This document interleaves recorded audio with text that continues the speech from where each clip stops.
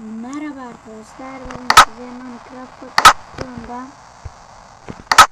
koyunu nasıl rengini değiştirebiliriz, yün rengini ve köpeğimizin tasmasının rengini nasıl değiştirilir bunu göstereceğim arkadaşlar. Lütfen kanala abone olmayı unutmayın ve beğenmeyi unutmayın.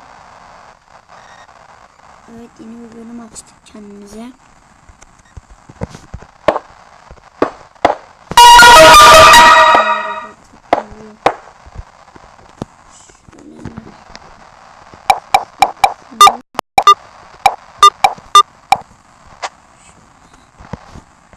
Evet, koyuyoruz şöyle.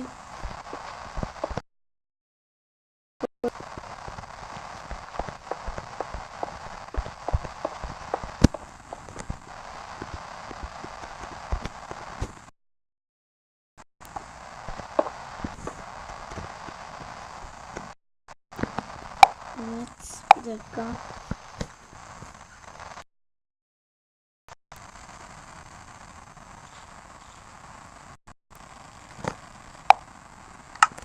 Evet. Şimdi koyunu koyuyoruz. Ve buradan dandelion yellow alıyoruz ya da şunlardan herhangi bir tane alabilirsiniz.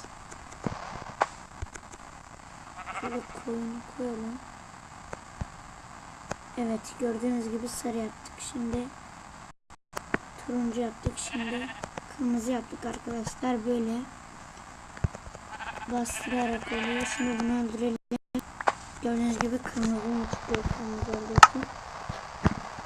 Şimdi de bir köpek alalım arkadaşlar.